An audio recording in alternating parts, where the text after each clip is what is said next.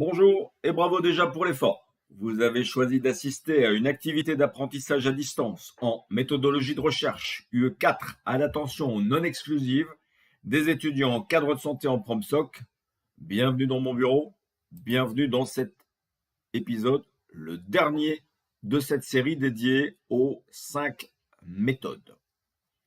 5, tout pile, on commence à avoir la main, on va pouvoir avancer sur le projet qui s'appelle Méso-EI. Dernière méthode qui s'avère être au pluriel, les méthodes sociologiques. Je m'en explique tout de suite. Alors, la sociologie, nous en avons déjà fait ensemble, à quelques reprises d'ailleurs. Nous avons partagé un cours de sociologie, que nous avons prolongé dans un cours de psychosociologie, que nous prolongerons sans doute d'une manière un peu plus macro avec un cours d'économie politique, ça c'est dit.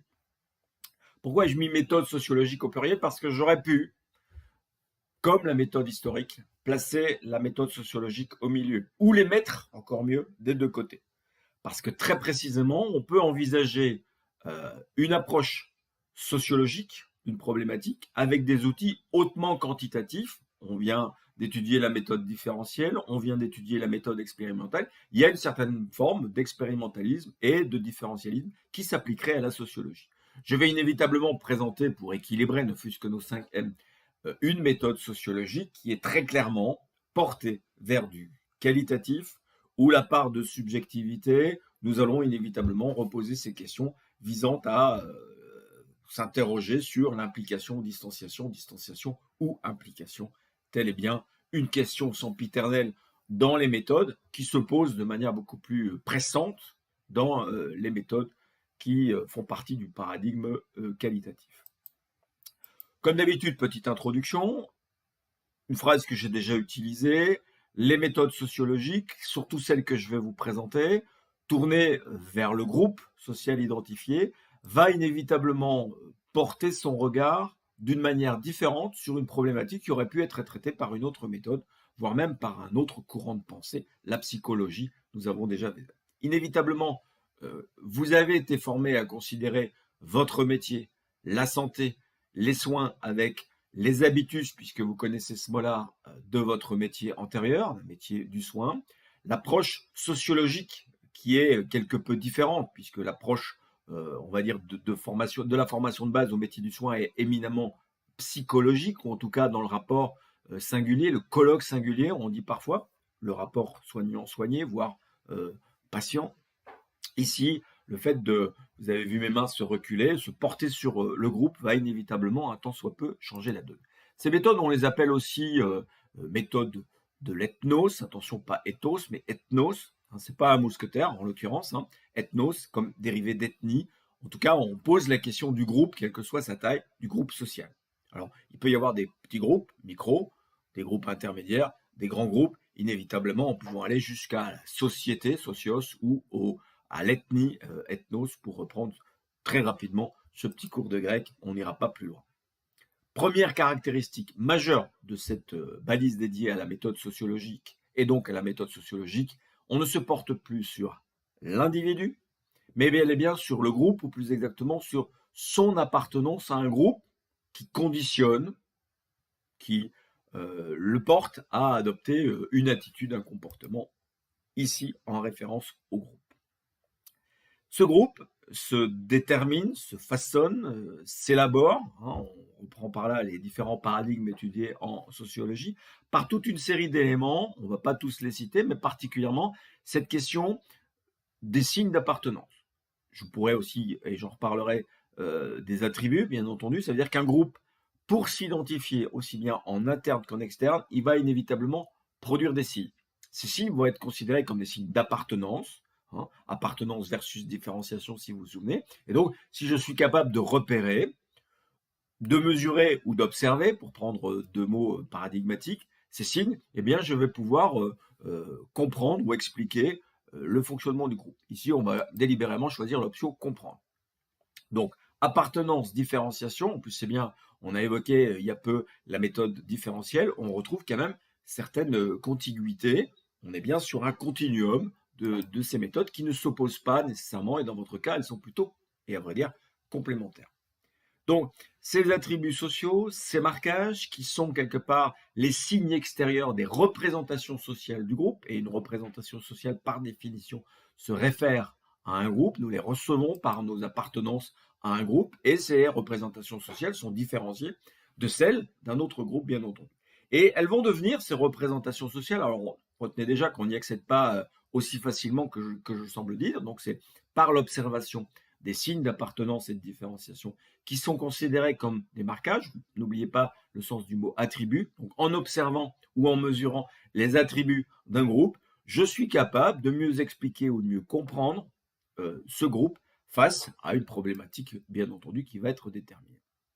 On a évoqué la notion de tribu. Alors, on pense souvent que les tribus ont disparu en même temps que l'anthropologie. J'en suis pas si sûr parce qu'en regardant de près, biais ça viendra juste après, mais de près en tout cas, une unité de soins, un service hospitalier, une entreprise, un groupe professionnel comme les soignants, une association de patients, que sais-je encore, sont tous des groupes qui peuvent être considérés comme des tribus. Ça veut dire avoir des codes, des modes de fonctionnement internes qui caractérisent leur groupe et qui les différencient inévitablement, parfois avec contraste, c'est l'intérêt du mot tribu bien entendu, par rapport à d'autres groupes bien entendu.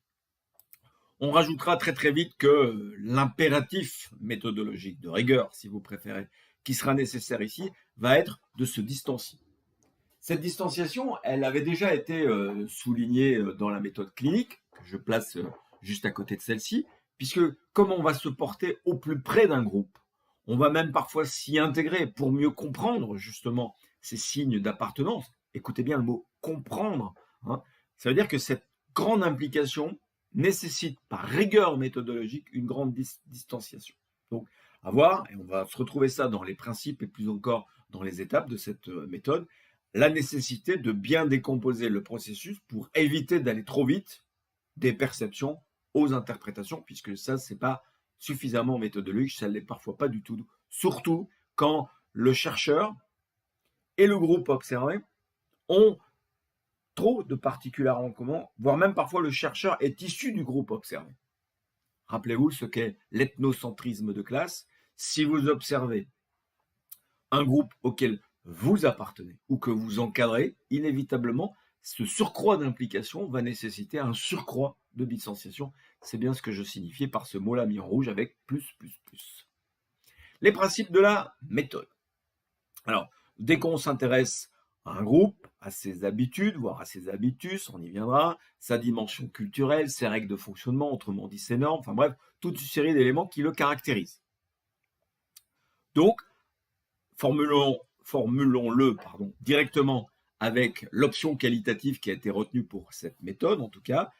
L'objectif du chercheur vise à comprendre le groupe à partir de ses pratiques, à partir de l'observation de ses pratiques. Vous voyez mes mains qui se sont décalées, ça veut dire que c'est bien un processus qui va nécessiter un certain nombre d'éléments de rigueur. C'est pas si facile que ça que de comprendre un groupe. Double intérêt d'une méthode dite réflexive. On a déjà soulevé ce caractère réflexif dans la méthode clinique. Et bien quelque part, on va retrouver cette caractéristique de méthode entre l'une et l'autre, sauf que la réflexivité, plutôt que de se porter sur un individu, le chercheur, portant son attention sur un autre individu, le cas clinique, ou futur cas clinique en tout cas, ici, la méthode réflexive va se porter sur un ensemble d'individus caractérisés, un groupe, voire même une société dans un certain nombre de cas. J'aurais pu dire une tribu pour continuer à faire. Inévitablement, se pose, quand j'observe un groupe et les individus qui le composent, eh bien, c'est plus vraiment un individu qui sera considéré. C'est un acteur au sein d'un groupe qui va quelque part prendre le statut de membre. Qu'est-ce qu'un membre? Sinon que le parti d'un corps qui se réfère, qui s'attache à un squelette beaucoup plus axial. L'axe de votre corps pourrait être considéré comme le noyau de représentation sociale. Ceux qui creuseront cette notion me comprendront à ce moment-là. Deuxième principe, on reviendra sur cette question du membership, comme disent les Anglais, puisque l'anthropologie est plus anglo-saxonne que française en l'occurrence. Deuxième élément, et qui va quelque part accentuer le phénomène d'implication. J'ai utilisé même tout à l'heure le mot intégration. On va d'ailleurs s'interroger un petit peu après sur cette question de l'intégration du chercheur. C'est que pour bien comprendre un groupe, pour encore mieux observer les pratiques à l'intérieur de ce groupe, eh bien, le chercheur va partager in vivo les expériences. Le partage, la participation, l'observation participante, on y reviendra et à plusieurs reprises, y compris dans l'UE7, celle qui est à venir.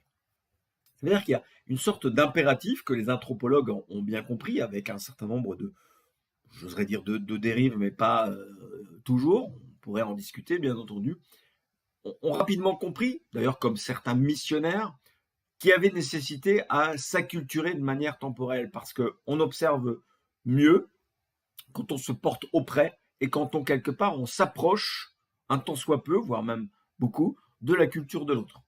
Cette acculturation est bien entendu temporelle pour le chercheur, puisqu'il va après s'éloigner, se distancier, disais-je tout à l'heure, du groupe pour quelque part analyser puis interpréter ce qu'il aura observé aussi près, aussi in vivo.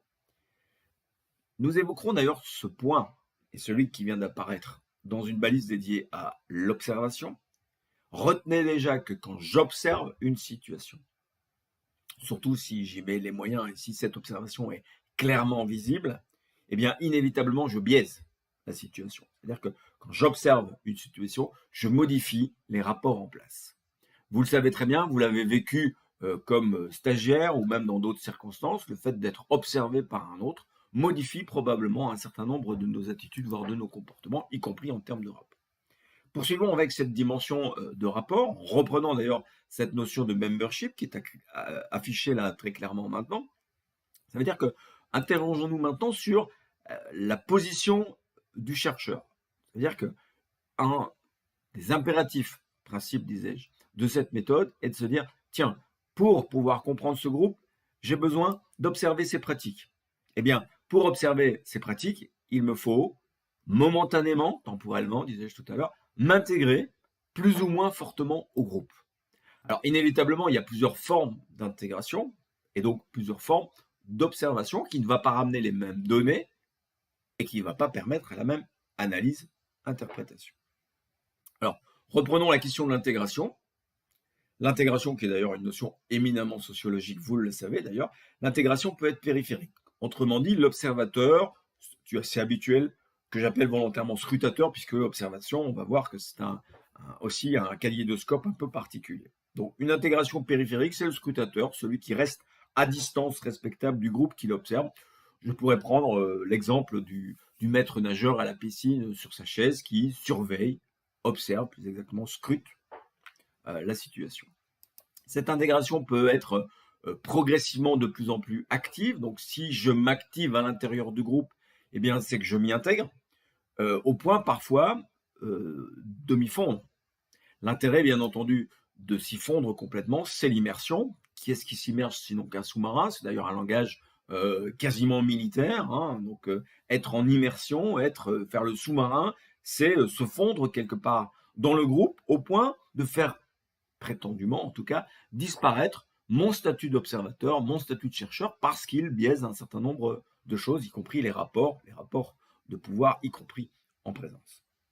Il va de soi que cette immersion très en profondeur, cette observation de l'intérieur, peut générer un certain nombre de biais chez le chercheur, et certains sont parfois devenus plus militants que le groupe qu'ils souhaitaient observer ici de l'intérieur. Pratique policière, j'ai oublié de vous le dire tout à l'heure. D'ailleurs, je fais référence à un ouvrage, je crois que la référence complète se trouve dans la balise écrite en tout cas, sinon réclamez-la à moi ou cherchez, puisque maintenant vous avez tout ce qu'il faut pour. Ce sociologue s'appelle Penef, hein, avec 2 F je crois, et il s'est intéressé à la vie dans un service d'urgence avec toutes ces relations, les multidisciplinarités, les conflits aussi bien entendu, enfin bref, beaucoup de choses de potentiellement observables qu'il va après transférer à d'autres univers de soins et pas seulement hospitaliers d'ailleurs, et il va prendre comme position de membership, position d'intégration, une intégration la plus complète possible. Il va tellement s'immerger qu'il va choisir un rôle, on va dire, relativement banal. Il va endosser le costume du brancardier. Quelque part, le brancardier, c'est ce petit poste peu élevé dans la hiérarchie qui a quelque part la chance de rentrer, de sortir, de pouvoir s'approcher à différentes situations et quelque part en passant inaperçu. Soit qu'il s'était présenté comme brancardier, a travaillé comme brancardier dans l'histoire d'Immersion. Il y a d'ailleurs quelques autres romans ou histoires plus ou moins vraies qui s'inspirent de ce scénario-là, qui est un scénario relativement courant en anthroposociologie, pour prendre les deux termes en même temps. Inévitablement, cette question de l'intégration pose la question de l'identité du chercheur, avec les biais qu'elle génère, avec ce rapport implication-distanciation qui va être très particulier, je l'ai déjà dit, et on va quelque part insister là-dessus aussi. Cette identité du chercheur, elle est même aussi interrogée sur le plan éthique, exactement comme on l'a fait dans la méthode clinique. Vous voyez à nouveau la proximité. Eh bien, tant qu'à savoir qu'elle existe et qu'elle est même inévitable, cette implication, autant qu'on puisse s'en servir. Ça veut dire que je m'intègre et donc je m'implique dans l'action, voire plus que ça, dans un masque, dans un costume, dans un rôle, eh bien, autant me servir de tout ça, tout en gardant les gardes-barrières, c'est un mot que j'utilise d'ailleurs dans le cours de sociologie, pour quelque part aussi interroger mon degré d'implication, mon degré d'intégration et ses effets sur l'observation et donc quelque peu sur les données recueillies. Comprendre un groupe, la vie d'un groupe, les règles d'un groupe, qu'elles soient tacites ou pas, d'ailleurs, c'est souvent pour des règles tacites qu'on va s'y intéresser, bien entendu, n'est pas chose facile. Qu'on soit de l'intérieur ou dans l'extérieur, c'est loin d'être une chose aisée, bien entendu. Il va de soi que si l'option est qualitative, c'est de ce côté-là que j'ai positionné la méthode sociologique, même si le titre signale le pluriel, je m'en suis justifié tout à l'heure. Clairement, le qualitatif signale bien le recours à des choses de l'ordre du significatif bien plus que du représentatif. Ce qui va quelque part renforcer l'effet implication avec comme contre-impératif la distanciation, la réflexivité, le questionnement. On va à nouveau trouver des mots forts comme hypothèse, surtout a posteriori, puisque étant dans le registre du qualitatif, on est à nouveau dans plus d'a postériorisme que d'a priorisme, bien entendu. Pour pouvoir pratiquer cette réflexivité, pour pouvoir réinterroger régulièrement ce que j'ai observé ou cru ou voulu observer, j'ai besoin de faire de nombreux comptes rendus.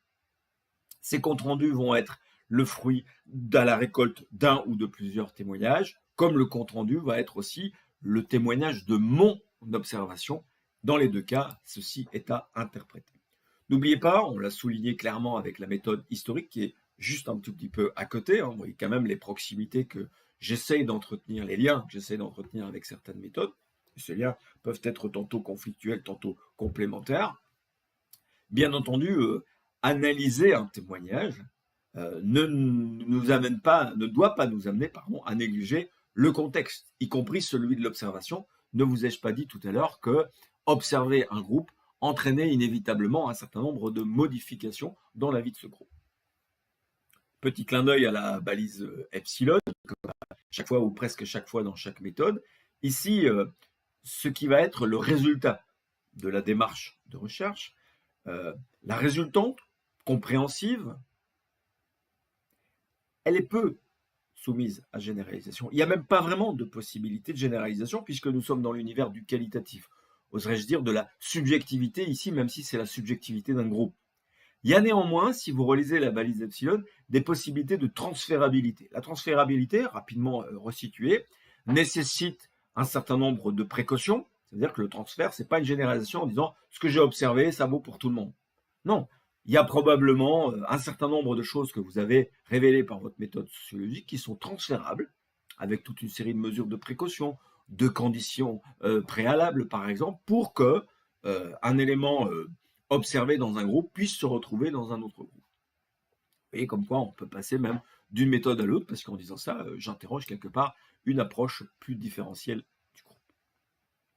Poursuivons avec une des trois questions habituelles, en tout cas, le statut de l'hypothèse. Alors ici, puisque nous sommes dans l'apostériorisme, au moins il y a d'hypothèses. Il y en a toujours un peu. J'ai au moins mes représentations sociales qui servent d'hypothèse.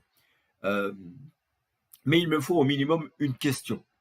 Une question, bien entendu, qui va s'intéresser à la compréhension d'un phénomène par le groupe ou du groupe par le phénomène. Enfin, bref, il y a toute une série de possibilités.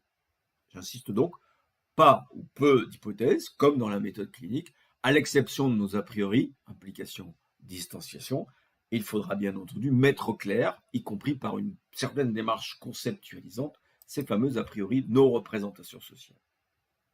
C'est bel et bien une démarche ouverte, d'ouverture en tout cas, de curiosité, hein, puisque découvrir, comprendre, nécessite une certaine dose de curiosité, une certaine dose d'inattendu, de surprise, oserais-je dire, même si le mot fait assez peu méthodologique. Si on a reproché aux méthodes quantitatives d'être objectivantes, réductionnistes, et j'ai même dit, et a priori, ça veut dire que le réductionnisme se fait avant. Donc, ici, quelque part, l'objet de recherche va se construire au fil de l'observation, exactement comme dans la méthode clinique, sauf que cette fois-ci, ça se porte sur un groupe. Alors, on propose à chaque fois un certain nombre d'alternatives, d'autant qu'ici, la méthode est au pluriel, mais il y a aussi différents sous-courants à l'intérieur d'une méthode comme à l'intérieur de toute discipline, particulièrement quand elles se veulent humaines, mais à mon avis, elles sont toutes humaines à vrai dire. On peut bien entendu, au départ d'une théorie, d'une conception, aller quelque part vérifier cette théorie, voir si elle est encore exacte, par exemple, ou voir comment cette théorie est exprimée à l'intérieur d'un espace particulier, d'un groupe particulier.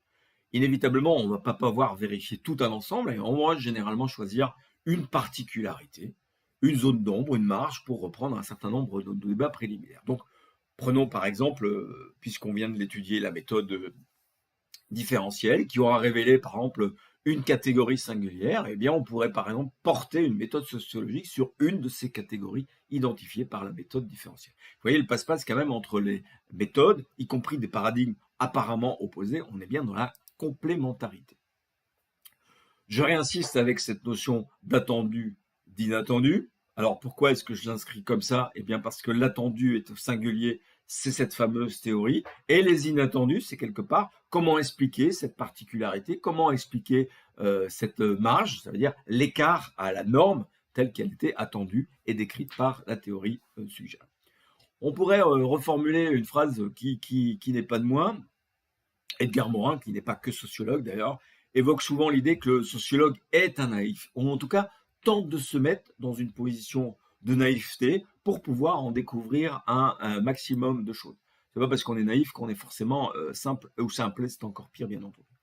Dernière alternative, celle que j'évoquais tout à l'heure dans l'introduction de cette balise, c'est qu'il y a une certaine approche quantitative, voire très quantitative de la sociologie, où il y a de la mesure, et j'aurais plutôt évoqué ça dans la méthode expérimentale ou différentielle que nous avons déjà étudiée. Intéressons-nous maintenant, d'autant que j'en ai soulevé le premier, les outils d'accueil et de recueil des données. Alors, dans la suite du cours, on verra qu'il y a des outils de recueil de données et des outils de traitement. On a malheureusement déjà commencé un outil de traitement que sont les statistiques, parenthèse fermée. On dira de manière générique outil de recueil des données. Pourquoi ai-je rajouté accueil? Eh bien, pour souligner ce côté très qualitatif de la méthode sociologique telle qu'elle est présentée ici. Rappelez-vous, de l'observation, on va reformuler une notion que je vais soulever rapidement. On est bien dans l'accueil, c'est-à-dire je cherche à récolter, à recevoir, et donc je me mets dans cette position prêt à accueillir avec le moins d'a priori possible, ou en tout cas je suis susceptible d'y réfléchir. Premier outil, et quand je dis premier, c'est le principal à vrai dire, les autres vont quelque part, au fur et à mesure de la création de biais, perdre de leur pertinence. Alors ça ne veut pas dire que dans celui-ci, il n'y a pas de biais, bien entendu. Hein. L'observation, c'est une notion relativement vaste. On peut imaginer différentes formes, on y prêtera attention dans l'UE7. Ici, l'observation va être participante, ça veut dire je vais m'intégrer dans le groupe, je vais participer à la vie de ce groupe parce que c'est le bon moyen, quelque part, de recevoir des informations que je n'aurais pas récoltées si j'étais resté ou en périphérie, voire complètement à l'extérieur du groupe. C'est quand même une option relativement intéressante. Ça pourrait même être une explication au fait que certains cadres ont de la peine à prendre de la distance par rapport à leur équipe. Observation participante qui va bien entendu mobiliser de multiples moyens, de multiples sens, multifocale aussi pour dire j'observe un petit peu tous azimuts, devant, derrière, à gauche, à droite, au-dessus, en dessous, pour reprendre une formule habituelle, et j'en rajoute même une énième dimension, y compris dans le miroir.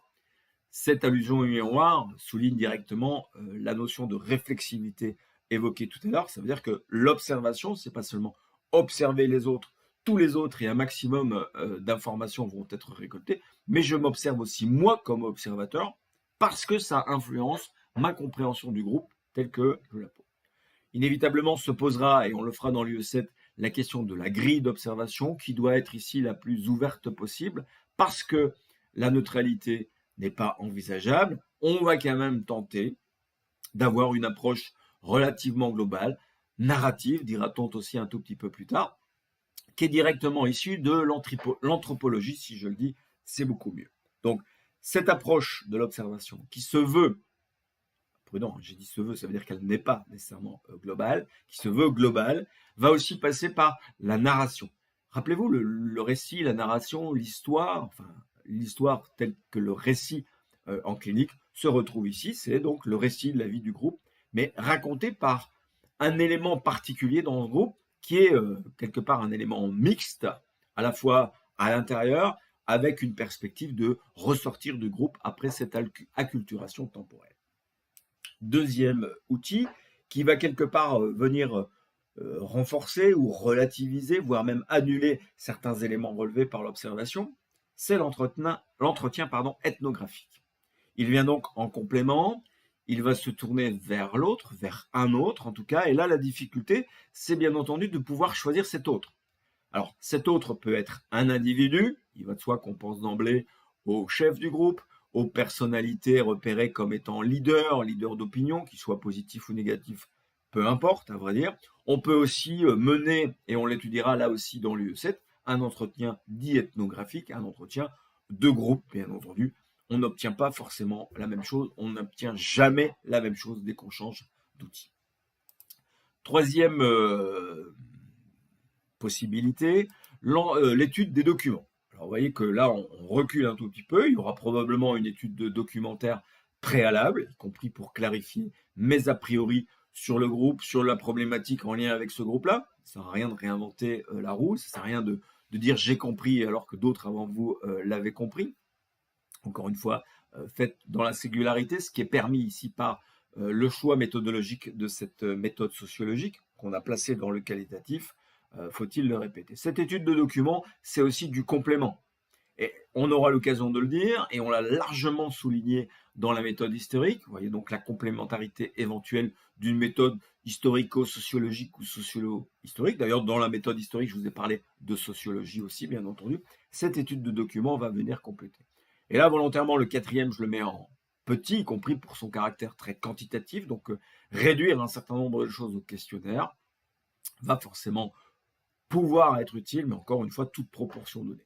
J'aurais pu signaler ça avec une sorte de cercle concentrique où l'observation participante, c'est l'outil prééminent, préférentiel de la méthode qui va être complété, mais dès que je mets quelque chose en périphérie de cette observation participante, je me focalise, et retenez que quand je me focalise, je biaise inévitablement puisque je réduis. La réduction ultime, c'est bien entendu le questionnaire et son approche quantitative à l'intérieur d'une méthode, présentée ici en tout cas comme qualitative. Intéressons-nous maintenant au passage obligé de la méthode, qui commence toujours de la même manière par une question de recherche, qui, je le répète, et je le répéterai sans doute encore une fois, qui vise à comprendre un phénomène par le groupe ou l'inverse, encore une fois, puisque les deux sont tout à fait envisageables. Je ne l'ai pas dit dans le sens de l'apparition sur la diapositive, mais vous avez compris l'idée. Ça veut dire que l'observation d'un phénomène peut me permettre de comprendre un groupe, comme en observant un groupe, je peux aussi comprendre un phénomène. Une sorte de double entrée dans ce mode très sociologique. Inévitablement, puisque c'est une méthode qui réclame forcément une certaine dimension opérationnelle, le dispositif de recherche va être forcément beaucoup moins quantitatif, vous l'avez bien compris dans les outils qu'on a quittés avec la diapositive précédente, mais il y a néanmoins un certain nombre de cadres. N'oubliez pas, nous sommes dans la méthode, la rigueur est attendue, voire même parfois la reproductibilité dans une certaine dimension, surtout s'il y a un enjeu de transférabilité, ne l'ai-je dit tout à l'heure. Il faut donc définir un certain nombre de choses. Quel est le groupe que je vais observer? Quelles sont les caractéristiques de ce groupe? Et comme il y a implication et distanciation, en tout cas comme impératif, la distanciation, quel sera mon choix d'intégration? Quel est mon statut d'observateur et donc quelque peu de membership que je vais choisir et la représentation que je vais avoir de ce groupe comme de mon intégration. Vous voyez, dès qu'on rajoute un élément, on crée une interaction supplémentaire. L'objectif est bel et bien de comprendre. Inévitablement, si on est dans l'opérationnel, un certain nombre d'éléments vont devoir être organisés sur le plan logistique. Et c'est d'ailleurs une des difficultés qu'on me renvoie souvent. C'est sûr que s'immerger, comme l'a fait Penef, dans une unité de soins ou dans une entreprise, nécessite un certain nombre d'aspects très logistiques, y compris sur le plan temporel, sur le plan de l'organisation de la vie privée, par exemple. Mais on pourrait presque comparer votre objectif de stage, le stage de votre formation, à l'application d'une méthode sociologique avec une part d'observation plus ou moins participante. Rappelez-vous, c'est 3, en réalité bien plus que ça, niveaux d'observation qu'attendu. Il y a inévitablement à créer, alors parfois a priori un certain nombre d'outils de recueil. L'outil de recueil privilégié va être bien entendu ce compte-rendu évoqué tout à l'heure, la récolte de ces différents témoignages comme du mien. Donc, quand j'observe quelque chose, c'est une forme de témoignage, même si j'ai parfois tendance, dans un excès de subjectivité sans doute, à privilégier mon témoignage comme étant le meilleur, le plus beau. Rappelez-vous ce qu'on dit des bébés, par exemple. Les autres outils de recueil renvoient forcément à l'entretien ethnographique, aux documents et éventuellement au questionnaire. J'ai dit très éventuellement au questionnaire. Étape suivante, une fois que le dispositif, vous voyez que ça va beaucoup plus vite ici, puisqu'on est dans une méthode a posterioris, le gros du travail sera plutôt après l'enquête. Élément particulier qui ne s'est vraiment pas approché dans les méthodes quantitatives, c'est la manière dont je vais rentrer sur le terrain. Penef, en endossant le tablier du brancardier, a probablement dû se faire adopter, a probablement dû approcher le groupe sans être d'emblée dans une observation qui se voit. Parce que vous savez très bien que quand on est observé, on peut parfois le ressentir. Et vous savez aussi par ailleurs, et d'ailleurs c'est un sujet, une problématique récurrente chez les cadres, cette question de l'arrivée d'un nouveau, que ce soit un nouveau stagiaire, un nouveau collègue ou un nouveau chef, entraîne un certain nombre de modifications. C'est-à-dire que avant de se mêler, de s'intégrer, il faut quelque part s'adopter et reliser tout ce qu'on a pu dire de la sociologie, de la socialisation, de l'intégration, de l'acculturation, enfin bref, tous ces mots que vous avez appris à utiliser, bien entendu. Je reviens sur les outils de recueil cités juste avant, et nous le mettrons en pratique dans un outil de votre UE7. La prise de notes est un élément important. On pense parfois retenir, mais retenir des choses, c'est forcément en oublier d'autres. L'idée, c'est bien entendu de prendre des notes le plus possible. Je vous encourage à le faire, y compris quand vous regardez l'une ou l'autre de ces capsules vidéo. Pourquoi ? Parce que l'intérêt d'écrire ces notes-là, c'est de pouvoir, comme je le stipule sur la diapositive, pouvoir les compléter. Inévitablement, pouvoir les relire, les re-relire, pour quelque part compléter par une nouvelle observation participante, complétée par un entretien biographique, par une recherche documentaire, pourquoi pas. Donc l'intérêt de l'écriture, des notes comme je l'appelle, c'est bien de pouvoir y retourner, d'appliquer ce miroir de la réflexivité le plus régulièrement possible. Que vous appelez ça réflexivité ou aller-retour, si vous vous souvenez, dans une balise, on a fait de très nombreux allers-retours, c'est quelque part un élément attendu dans un dispositif opérationnel, particulièrement quand on est dans l'univers du qualitatif. Inévitablement, cette réflexivité ou ces allers-retours vont réclamer du chercheur, de l'observateur, une certaine adaptabilité. Ça veut dire abandonner un scénario, quelque part une hypothèse qu'il s'était fait, et là, à nouveau, la remettre à l'épreuve. Il y a une certaine humilité, une naïveté, disait Morin précédemment.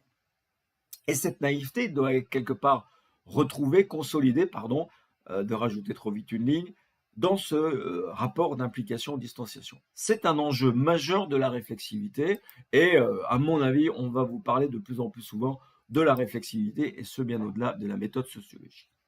Ce que les sociologues, hérités d'ailleurs de l'anthropologie la plus historique possible, c'est l'écriture du journal de recherche. D'ailleurs, vous avez vu apparaître le nom de Malinowski tout à l'heure, je pourrais vous parler de bien d'autres anthropologues encore. Lire un traité d'anthropologie, en tout cas tel qu'elle était pratiquée précédemment, c'est quelque part lire une histoire.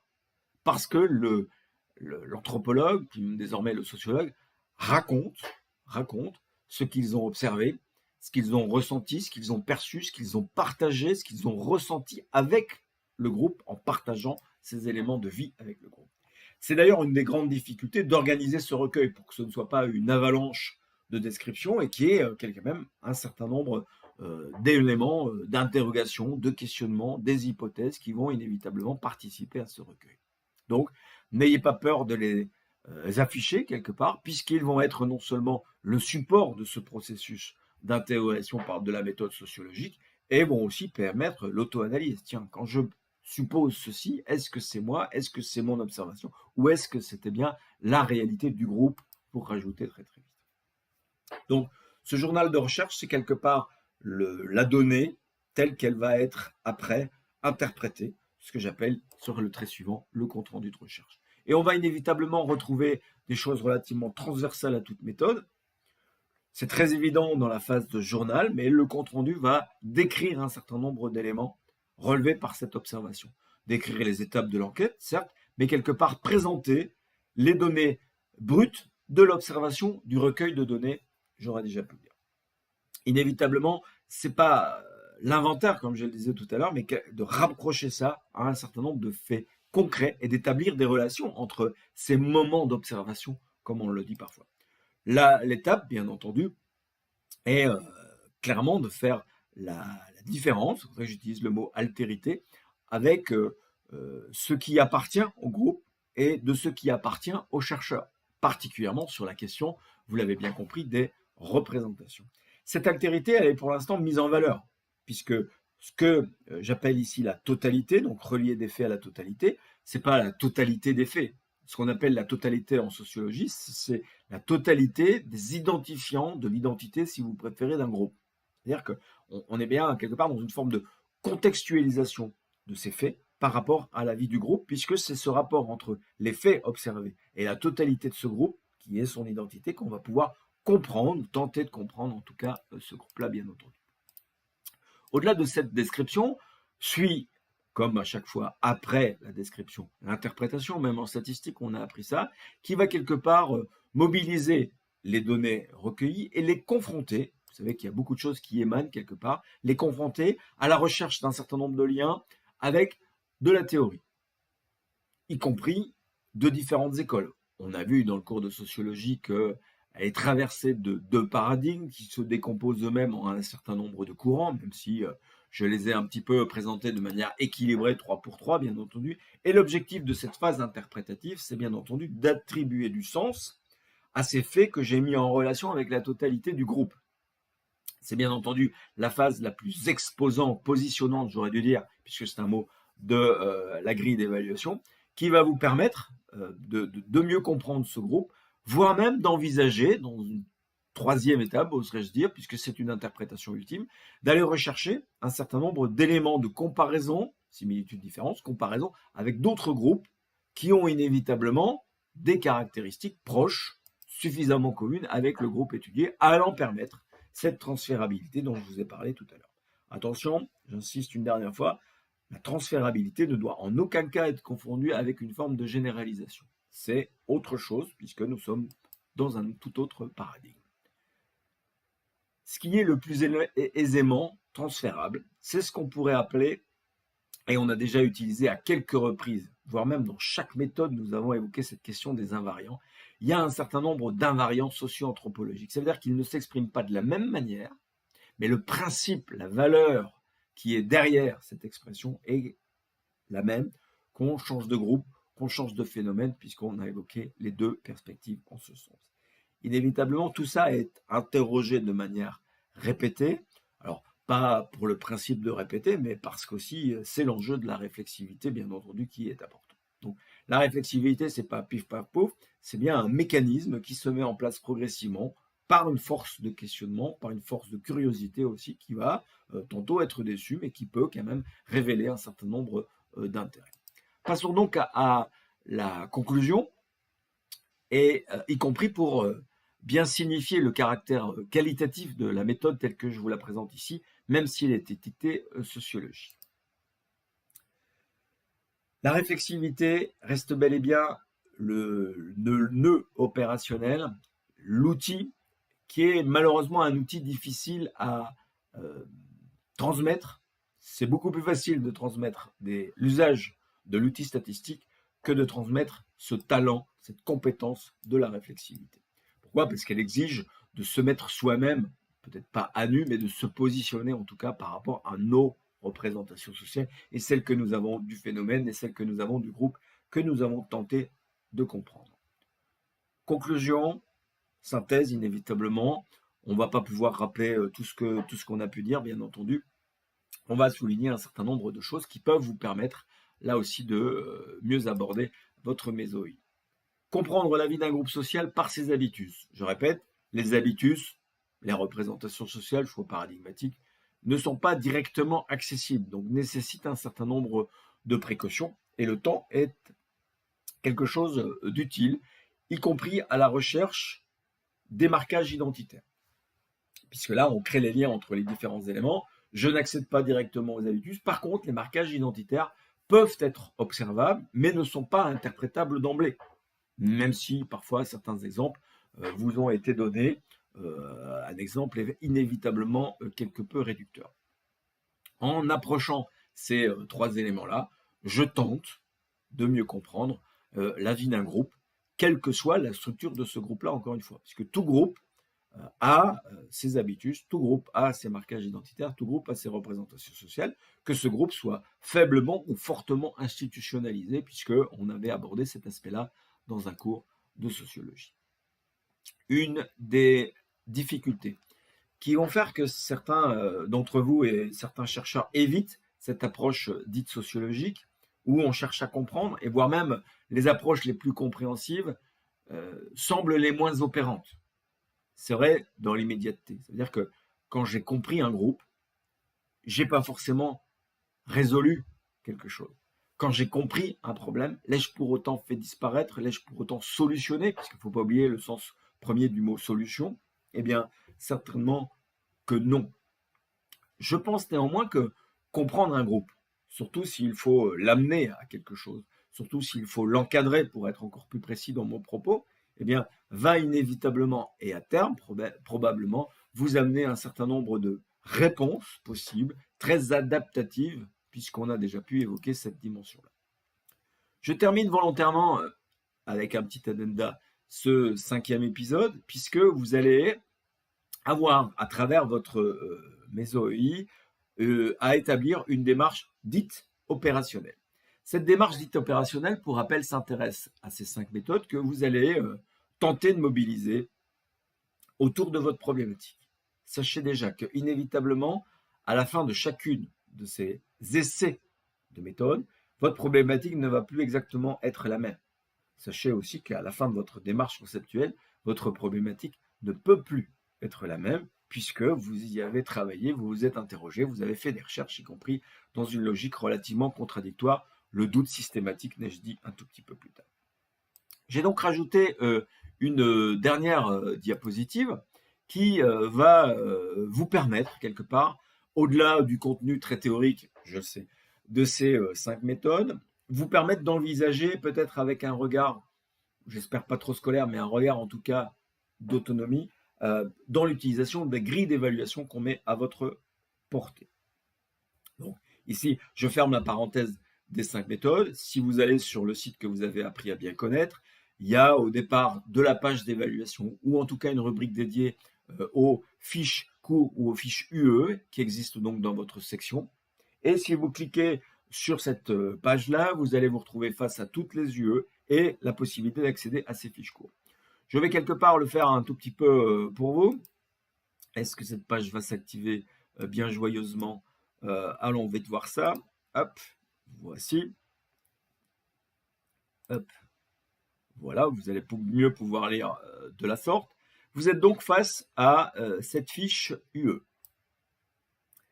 Alors, ici, je peux clairement dire fiche UE parce que dans un certain nombre d'UE, vous êtes face à une fiche cours, c'est-à-dire un prof a déterminé son contenu matière dans le respect du programme, ses techniques d'évaluation dans le respect du dossier pédagogique et a élaboré un certain nombre de critères. Tout ça est mis à votre disposition. Clairement, c'est une fiche UE parce que l'UE4, c'est d'elle dont on parle, c'est encore noté sur le titre de la capsule, l'UE4 a quelque part l'opportunité, j'ai failli dire la chance, mais c'est un petit peu orienté, l'opportunité de vous évaluer de manière transversale. Ça veut dire que c'est par une production, et quelle production, votre MESO-EI, l'évaluation va être transversale, ça veut dire va revoir un certain nombre d'activités d'enseignement qui composent cette UE. Inévitablement, vous avez des évaluations intermédiaires, que j'aurais pu appeler aussi préliminaires, puisqu'elles vous préparent comme des exercices à augmenter vos chances. Belle occasion pour rappeler que pour réussir, donc vous retrouvez dans cette fiche, j'étais un petit peu vite, pardon, le contenu de l'UE, les finalités, blablabla, capacité, ça c'est du langage du dossier pédagogique. Vous allez retrouver chaque activité d'enseignement avec chaque fois son programme, son contenu matière et l'organisation du cours proprement dit. Comme ça pour les XUE, AE que compose l'UE. On va forcément aller très très vite à la dernière phase, puisque c'est elle qui cible la donnée d'évaluation, avec les acquis d'apprentissage tels que le prévoit le dossier pédagogique. Un acquis d'apprentissage détermine, c'est noté ici, le seuil de réussite. Ce seuil de réussite, c'est le minimum pour réussir, autrement dit, pour obtenir 50%. Et en compagnie de ma co-évaluatrice, dans un premier temps, nous estimons si votre production écrite et orale a atteint ce fameux seuil de réussite avant de pouvoir déterminer un degré de maîtrise. Alors, et rappelez aussi les modalités d'évaluation. Vous avez aussi forcément les dates en suivant. Et je vous présente, et j'espère que vous fouillerez et même que vous utiliserez cette grille d'évaluation avant de nous envoyer votre MESO-EI, puisqu'un étudiant qui est capable d'utiliser la grille d'évaluation qui va être la sienne in fine. C'est un vrai message pour les cadres de demain et peut-être même déjà d'aujourd'hui. C'est inévitablement un étudiant qui augmente sa part d'autonomie, qui augmente de pouvoir, y compris sur son parcours de formation, puis c'est de ça dont on parle. Donc, prenez le temps, et là vous allez voir qu'au départ d'un acquis d'apprentissage, un certain nombre de critères sont déclinés, et nous nous assurons de leur présence ou pas. Si c'est non acquis, forcément, le seuil de réussite ne sera pas atteint. Il vous faut donc remplir ce contrat, c'est X critères, je ne sais pas combien il y en a, je ne compte pas, qualitatif, pour déterminer votre seuil de réussite. Si et seulement si vous avez obtenu ce seuil de réussite, ça veut dire valider tous ces critères, nous pouvons vous attribuer un certain degré de maîtrise en tenant compte du niveau de cohérence, du niveau de précision, du niveau d'intégration, du niveau d'autonomie.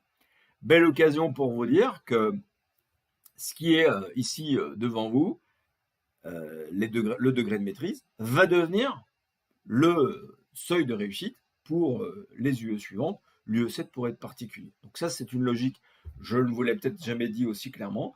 Donc le seuil de réussite, c'est nécessaire pour réussir l'UE. Le degré de maîtrise vous confère quelque part une maîtrise supplémentaire. Et cette maîtrise va devenir le seuil d'une UE suivante. Et le seuil du seuil du seuil, celui de l'épreuve intégrée, puisque tout ça se destine à votre épreuve intégrée. C'est sur cette note très docimologique, puisque la docimologie, c'est la science qui se porte sur les moyens, techniques et finalités de l'évaluation, que je termine cette série dédiée aux 5 méthodes. J'attends avec une réelle impatience toutes vos questions, qu'elles soient formulées par écrit lors d'une séance de questions ou par tout autre moyen que je vous laisse à votre disposition. Bon travail!